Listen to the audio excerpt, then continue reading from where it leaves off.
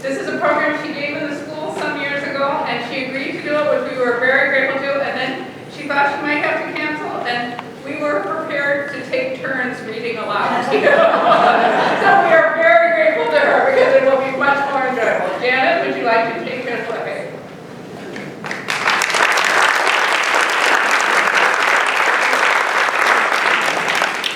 I'm Janet Durlam. I used to be a teacher.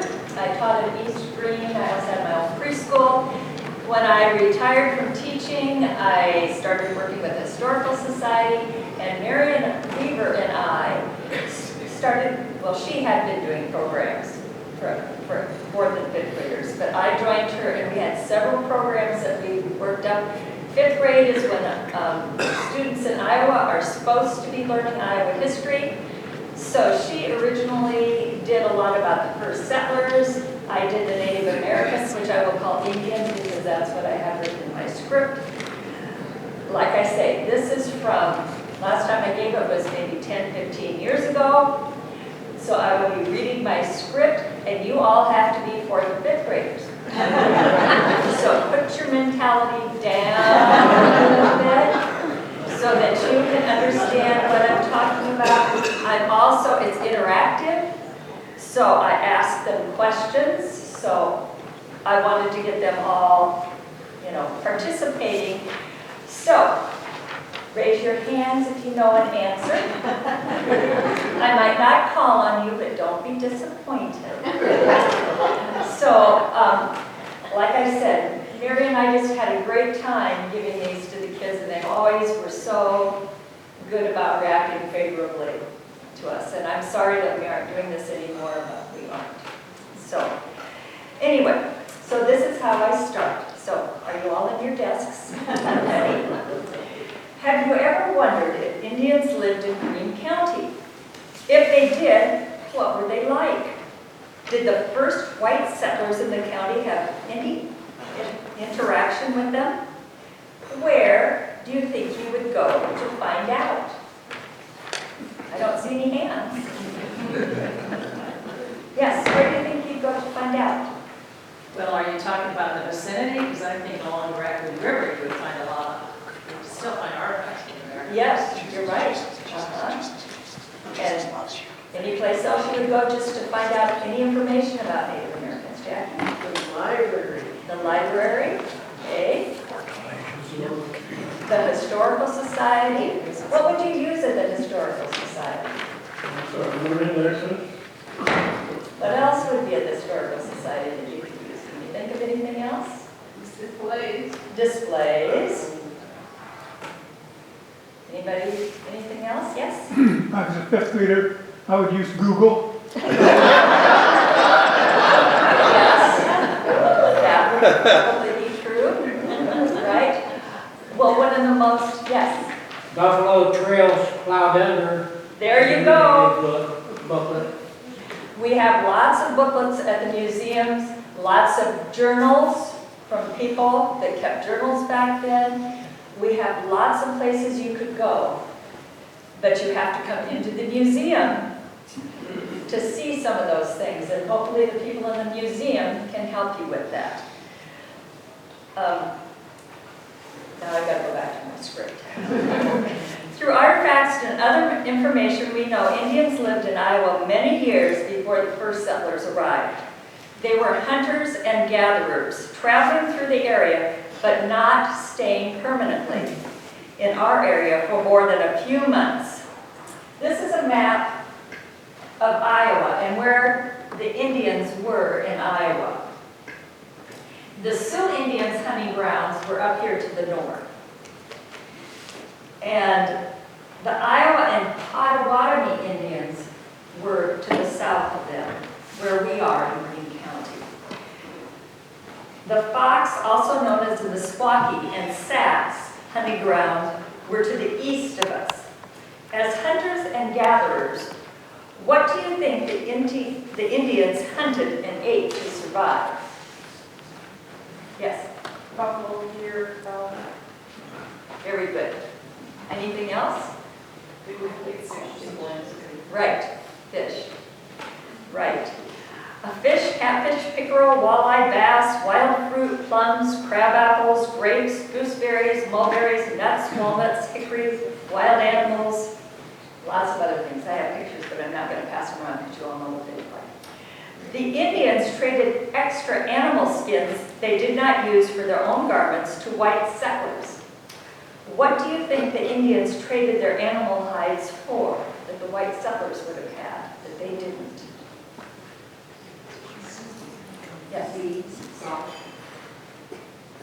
Good. Yes. What, could you speak up a little bit, Kathy? Seeds.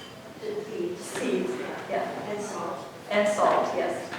And Ammunition. And for ammunition, you need guns. Yes. Also, guns, axes, knives, kettles, cloth, wool blankets. Do you know what year the first white settlers stepped foot in Greene County?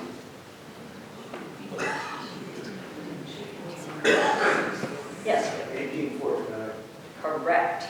Was the year the first white settlers stepped foot in Greene County. What do you think the land looked like back then? Greene County, what did it look like? swamp. Swamp, marsh, yes. Actually, in a lot of Greene County, prairie grass grew all over the land. Yep. And the prairie grass was so high that you couldn't see a man on a horse riding through it. So this is taken over by Dunbar Slough. And here I am, it's not quite that high. This was taken by the river. I'll pass these pictures around my assistant.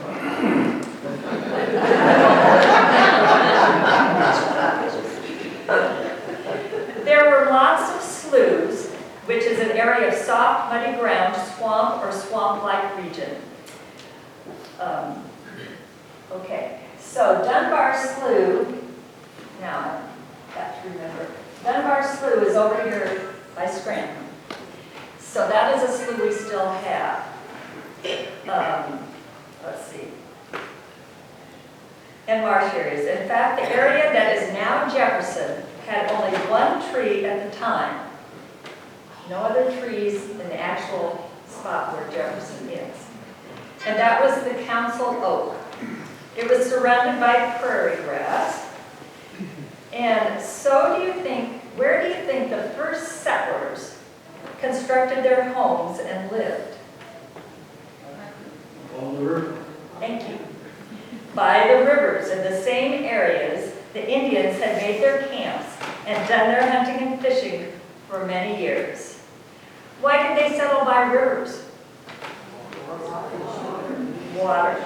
They could get logs, that's where the trees were by the rivers. That's where they could get their wood, their logs to build their houses, rails to make fences, and wood for fireplaces to keep them warm and cook their food. Also, the river was a good source for fresh, clean water for themselves and their animals. The first settlers in Greene County were Truman Davis,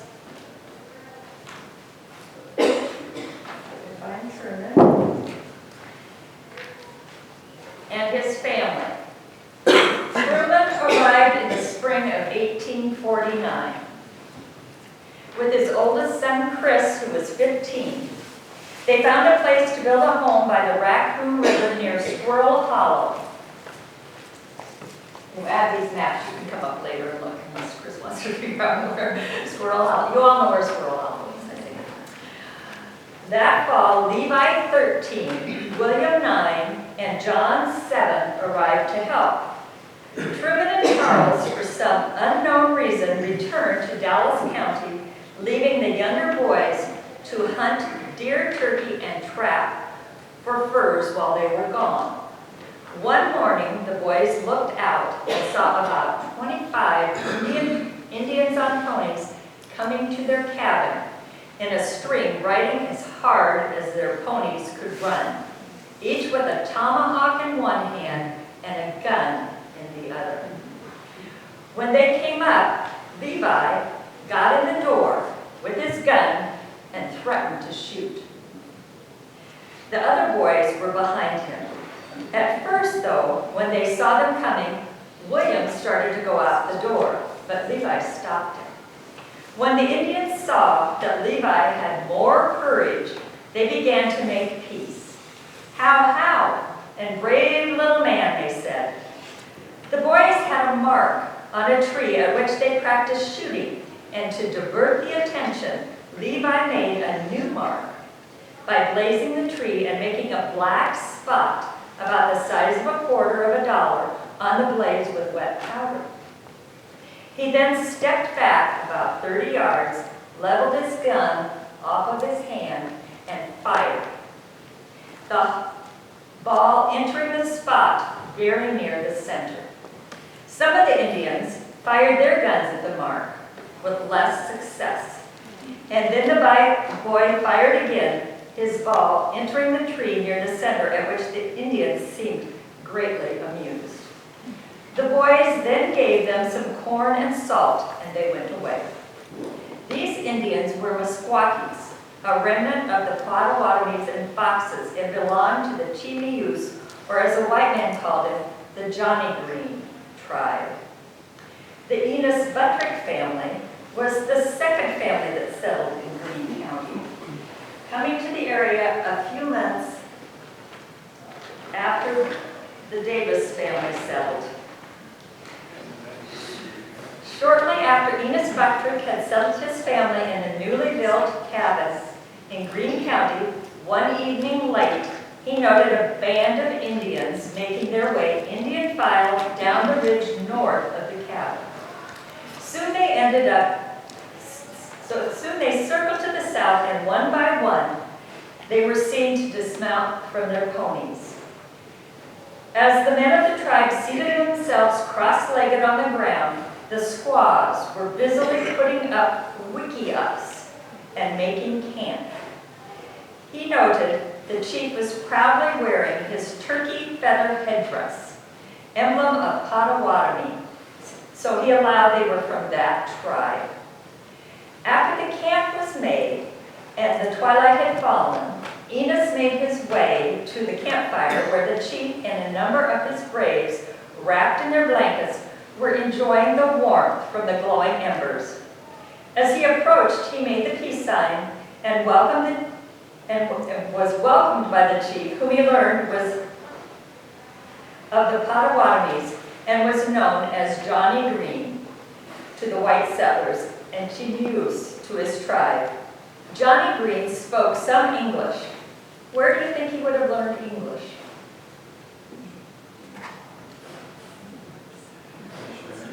Missionaries?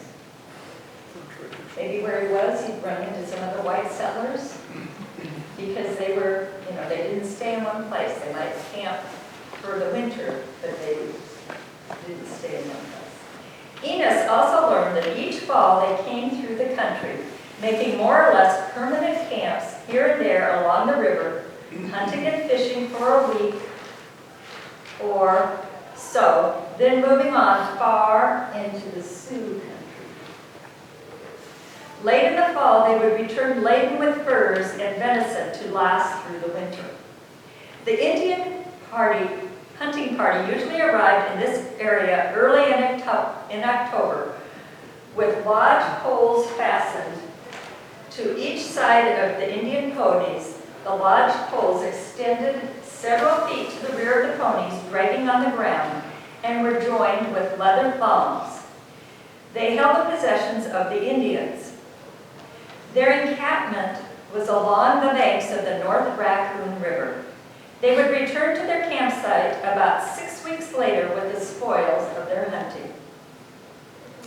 As soon as the Johnny Greene party arrived, at their camping ground, the squaws would gather the reeds and rushes growing with cattails around the numerous sloughs and ponds. Weave these into long rolls or mats about 4 feet wide. They would select several tall saplings growing the proper distance apart, trim off the branches, tie the tops together, and then beginning at the bottom, they would wrap these saplings with the woven mats in such a way that the wickiup was not only waterproof, but almost watertight also. So they did not have TVs. These are wickiups. This is what.